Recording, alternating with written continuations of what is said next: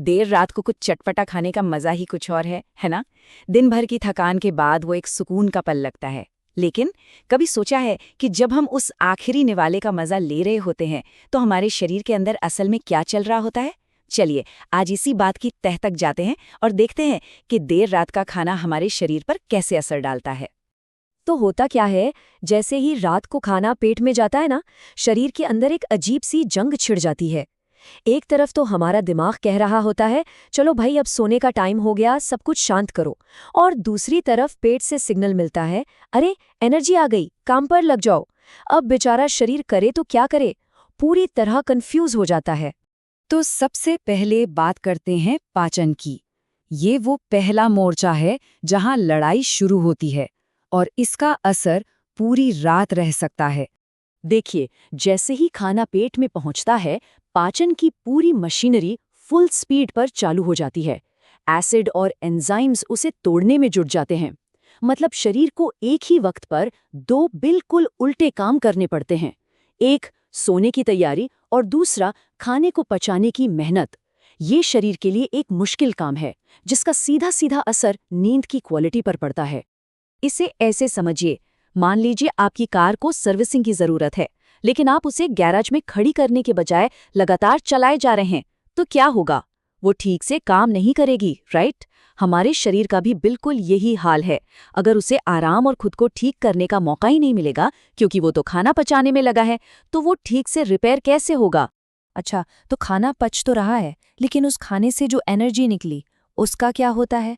कहानी में असली मोड़ तो अब आता है, जहां चीजें और भी पेचीदा हो जाती हैं। देखिए, रात के वक्त हमारा शरीर ज्यादा एक्टिव तो होता नहीं, हम सो रहे होते हैं, तो इस नई नवेली एनर्जी के पास जाने के लिए कोई जगह ही नहीं बचती। नतीजा, शरीर सोचता है, इस एनर्जी का अभी तो कोई काम नहीं है, चलो इसे बाद के लिए जमा कर लेते हैं। और ये एनर्जी सीधे फैट के रूप में स्टोर हो जाती है। ये सब समझने के लिए ना एक शब्द समझना बहुत जरूरी है, मेटाबॉलिज्म। अभी है क्या? सोचिए, ये हमारे शरीर का इंजन है। दिन में तो ये फुल स्पीड में दौड़ता है, लेकिन रात होते होते ये सुस्त पड़ जाता है, धीमा हो जाता है। और यही तो असली वजह है कि देर रात खाया हुआ खाना वजन बढ़ाने का कारण बन सकता है। क्यों? क्योंकि जब इंजन ही धीमा चल रहा है तो वो फ्यूल को जलाएगा थोड़ी, वो तो उसे जमा कर लेगा। अब जरा खास तौर पर चीनी यानी शुगर के असर पर ध्यान देते हैं, जो अक्सर देर रात के खाने या स्नैक्स का एक बड़ा हिस्सा होती है। पता है, रात के समय शरीर इसके साथ बिल्कुल अलग ही बर्ताव करता है। हमारा लिवर, जिसका काम खून से चीनी को साफ करना है, रात में बहुत ही धीरे धीरे काम करता है। मतलब दिन में जो काम फटाफट हो जाता है ना, रात में उसी काम में काफी ज्यादा वक्त लग जाता है।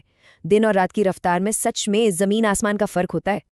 और जब खून में शुगर का लेवल ज्यादा देर तक बढ़ा रहता है, तो शरीर आराम करने के बजाय उसे कम करने के काम में जुट जाता है। ये हमारी नींद की क्वालिटी को गिरा सकता है और हो सकता है कि अगली सुबह उठने पर ताजगी के बजाय थकान महसूस हो।